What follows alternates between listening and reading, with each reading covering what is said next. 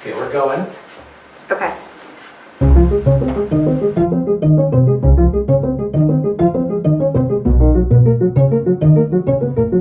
3, 2, 1, we're going.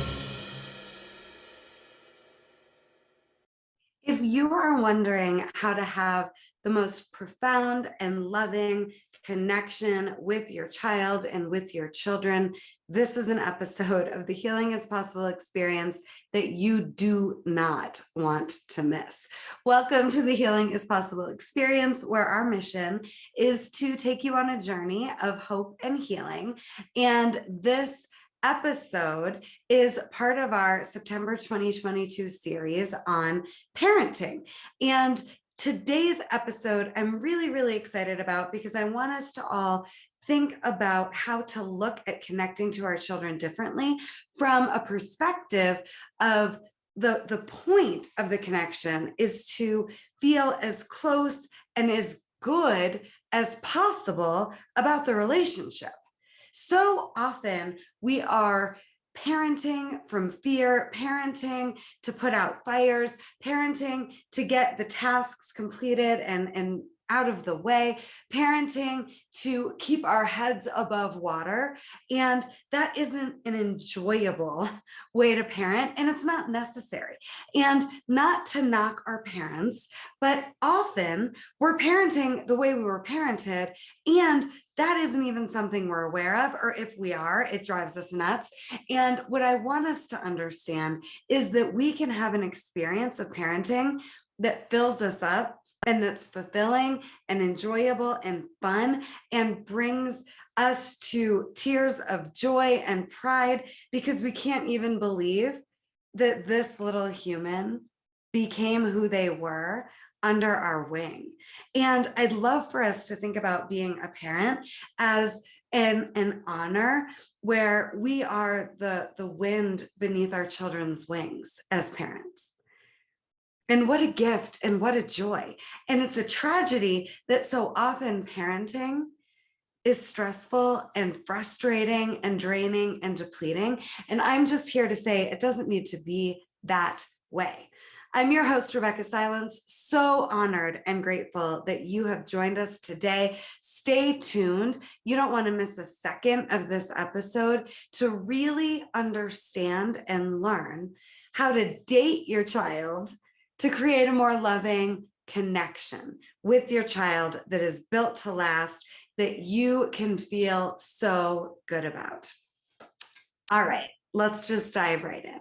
So you've heard me talk before, if you are familiar with me and the Healing is Possible experience, about the possibility of dating your child, but we have devoted an entire episode to this idea today because I really believe it's that game-changing and it's that important. And it's not something that society normalizes or talks about or trains us on how to set up well.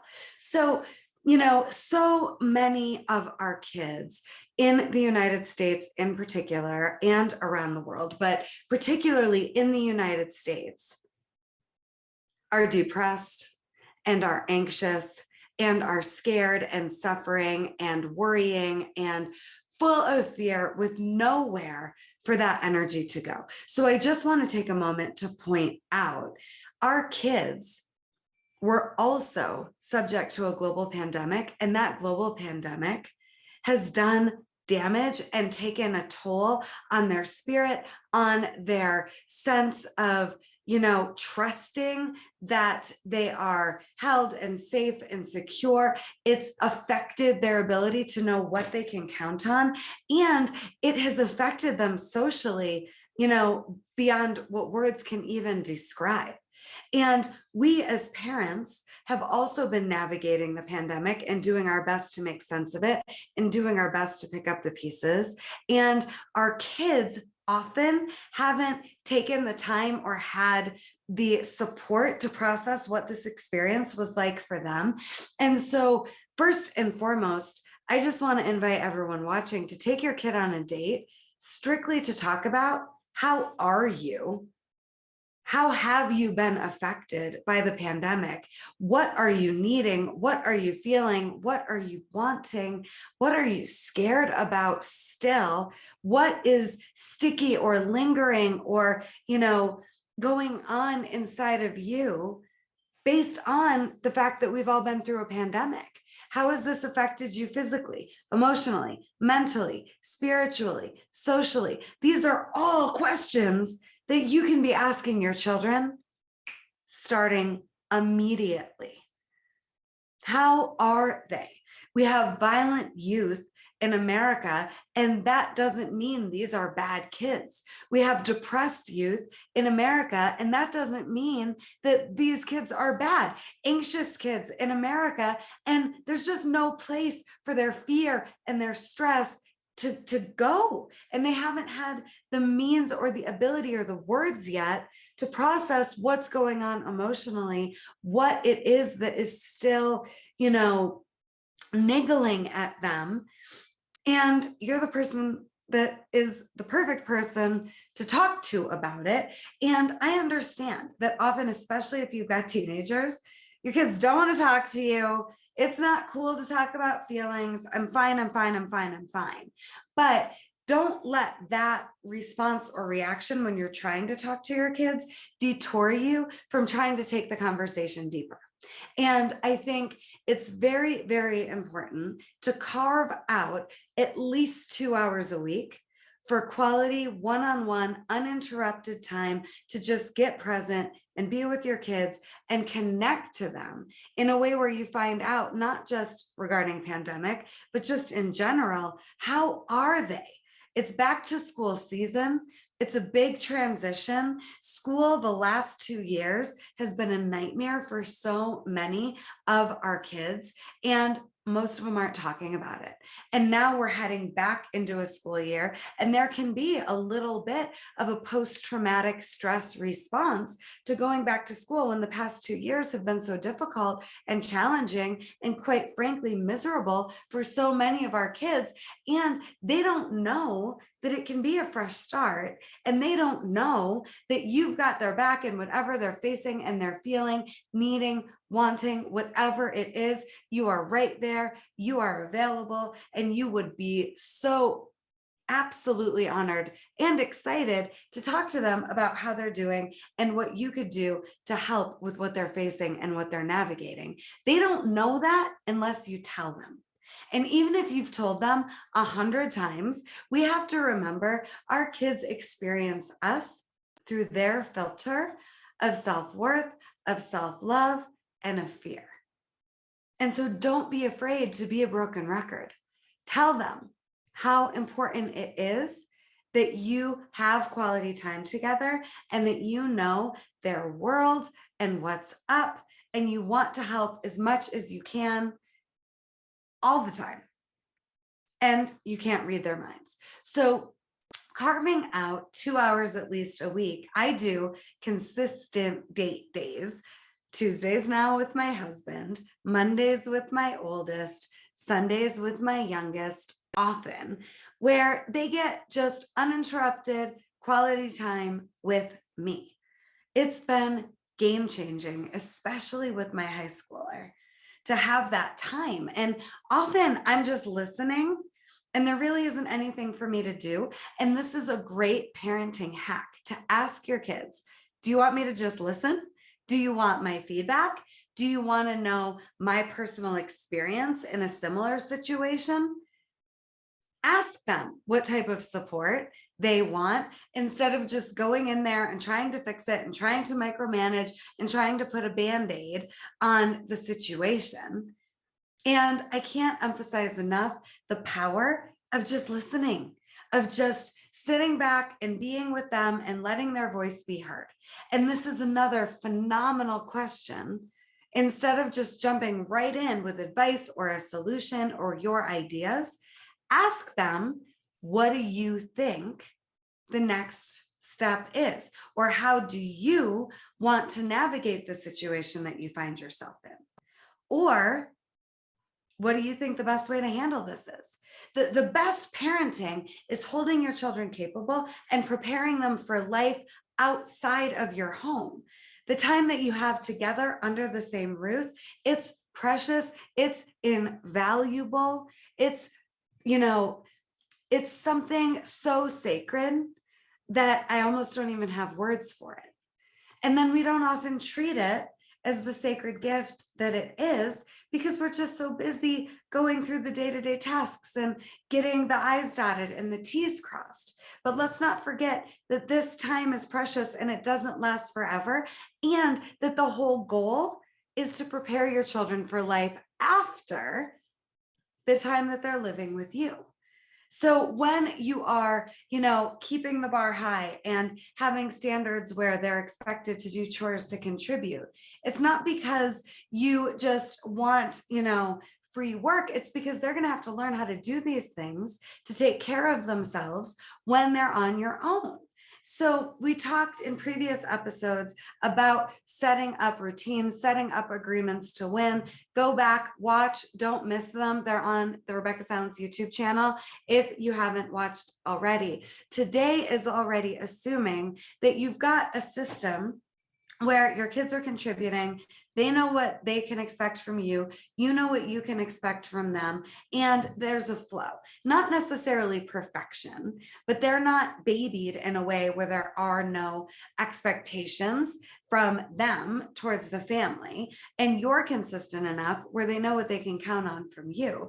So let's say we've got those pieces in place. Next step is about building the connection. And you can't do that without quality time. And you can't do that if you are the rescuer, savior, hero, doing everything for your kids, or there's just so much disconnection and distance that we're not even sure what's happening in each other's lives. So quality time, date weekly, I think it's a no-brainer, is critical as food and water and sleep. Having one-on-one quality time with your kids, it's essential. And that can be watching a movie, that can be, having a meal together. I'm not saying it needs to cost a lot of money, and I'm not saying it needs to be extravagant, but you showing up, no matter how they show up, for a date, because you love them, you value the relationship, you hold this time together as sacred and precious. I can't emphasize enough how game-changing that can be for your relationship with your child. And remember, they're learning how to navigate relationships based on the relationship that they have with you. Your children are learning how to navigate relationships, all of their relationships, based on their experience of their relationship with you, period, end of story. And that can be good news. It can also be scary news, but I don't want it to be scary. I want it to be good news. How you show up in the face of difficulties, how you show up in the face of you being triggered, how you show up in terms of making the time for them. They take that with them the rest of their lives. If it's difficult to get an appointment with you, they're going to expect that people don't value spending quality time with them.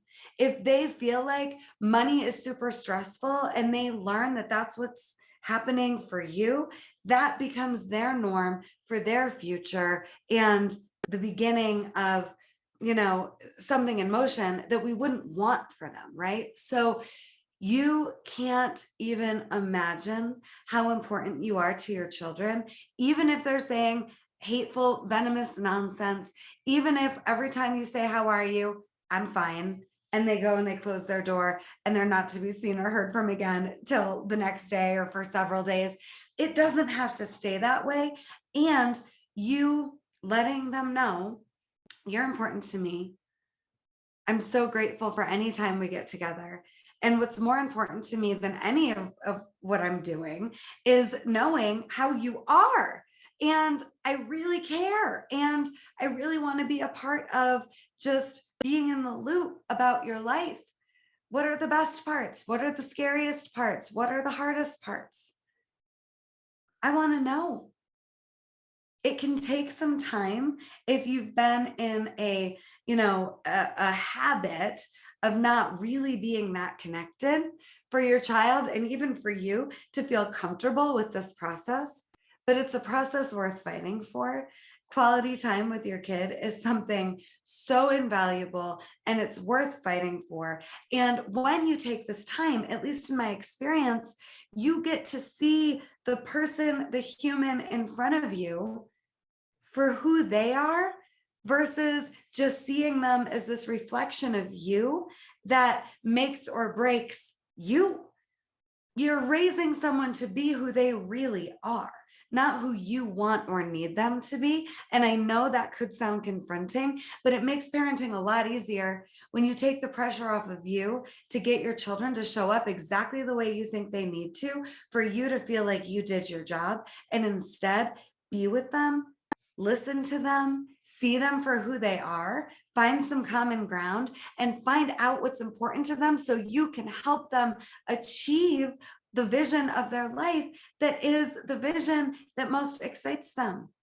I remember doing a coaching session with our family coach a few years ago with my oldest, who's now 17, and we literally mapped out in that session what my oldest wanted for life after high school. She ended up graduating as a junior. She's on her way to South America for a gap semester to find herself, to experience the world, to have adventure. She's not interested in traditional college or next post-secondary steps. In fact, with her mother as a former school counselor and school counseling coordinator and life coach that works with teens and families every single day, she doesn't want that traditional approach.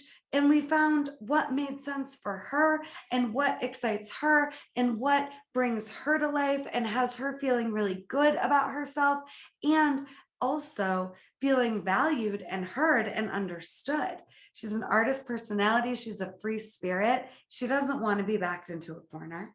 Fine. So what? Education's really important to me. Master's degree in counseling, undergrad in music therapy with a national board certification in therapy, coaching certifications, facilitation certifications. I'm an ongoing student for the rest of my life. And I love that. My oldest, that's not her cup of tea. So we found out what is. And I can't tell you that every date has been a fun, joy-filled experience, but it's always created more fun and more joy and more connection. Sometimes our dates are about hearing my child's world that maybe I don't want to listen to. Judgments about me. I work so much. I'm so busy, for example, sometimes come up on our dates. And then I lovingly, without correcting or being defensive, can let her know, hey, and we have right now, and I hear you, and thank you for telling me.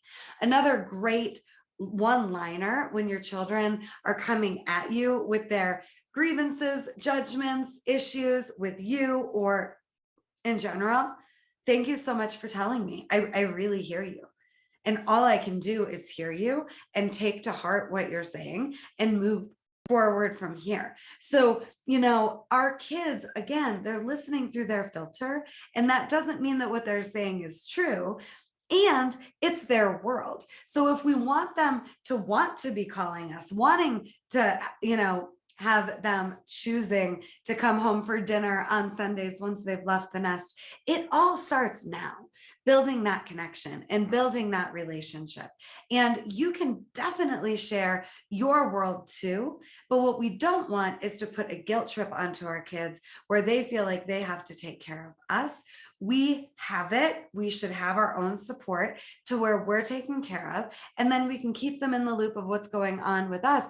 But I really see it as our job and responsibility and honor to get to be the wind underneath our kids' wings. And their wings look different than ours. And their talents and their interests and their, ways of living and navigating through life, it's different. They're in a generation that many of us as parents can't even comprehend. We didn't have Snapchat and social media and drug dealers on Snapchat to deal with, friends, getting into trouble in different ways. And it's all on video, them getting into trouble and it might be on video. We didn't necessarily have that. They do. So a great way to talk to your kids is like, help me understand what you're going through. We don't want our children silently suffering. And we want them to know that they can come to us and that we want them to, and that we value them. And there's nothing that they could ever, be facing that is too impossible for us to be there for them and help them work through. I tell my kids all the time, there's nothing we can't figure out together. So come to me. And often our kids are afraid to disappoint us or upset us, so they try to figure it out on their own, but it feels terrible. And again, it doesn't have to be that way. We don't want them silently suffering. We want them to know that they can come to you and that there's every single week quality time that's non-negotiable, that we're going to have a date and we're going to check in and we're going to be together no matter what it is that's happening or how we're feeling. We can just be together and we can just be ourselves and we can just love each other and we can just have honest, connected conversations, because that's what we deserve. And the rest we figure out. I challenge you to be as neutral and as open-hearted and as honored as you possibly can be with your children. This is a role that there's no more important job, in my opinion. Our youth in America are struggling and they need us as parents more than ever to step up our game and to make time for them and to be willing to have the difficult conversations and to be willing to deal with the challenges as a partner and a teammate versus a parent trying to brush the issue under the carpet or just be their friend or the dictator in the scenario. Let's understand that we can parent in a unique way, different than how we were parented. And we can take the best of how we were parented and use that. But I'm saying, let's find a way to parent that's authentic to you for your family. There's no right way. There's no wrong way. There's what works for you and your family. So if there's anything going on with your relationship with your kids that isn't working for you, let's deal with it. Let's face it. Let's transform the parenting and the interactions into more love and more connection. More love and more connection, always the medicine. More love, more connection, always the solution. Your kids love you, no matter what they say, no matter how much they do this. They love you. You're the most important part of their lives. They want to feel honored, valued, seen, heard, and respected, just like we do. And I invite you to model that you care about that for them too. And I just invite you to take away from this episode, remembering that how they experience their relationship with you sets the tone and the bar for what they expect all of their relationships to be like. It can be gorgeous, glorious, magical, miraculous being a parent. And I am here to support you privately as your coach for your family if needed. I've never had a family that healing wasn't possible for. Healing is possible for me, for you, for all of us, and especially when it comes to your relationship with your kids. So date again. Find out what's important to them. Make that matter so much to you that they are absolutely clear that what's important to them, you care about. Let them know there's nothing you can't face, move through, and conquer together, and that you care about quality time with them, and that you make that a priority every week. And then let us know how the relationship begins to transform.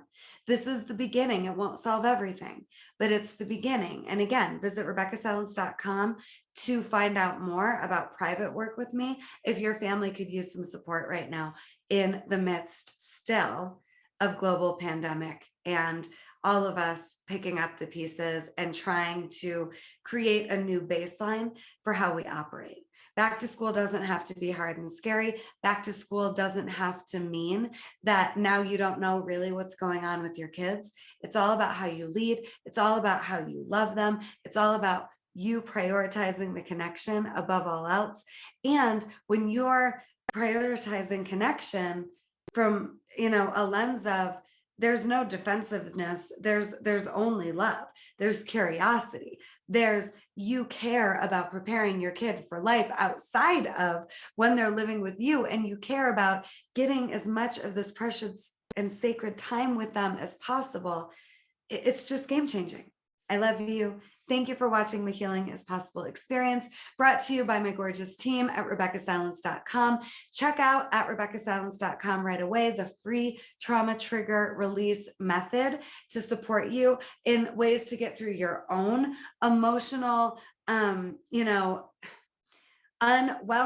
right now, your own trauma that's bleeding into today, and it will actually give you some great ideas to bring to your connection and conversations with your children as well.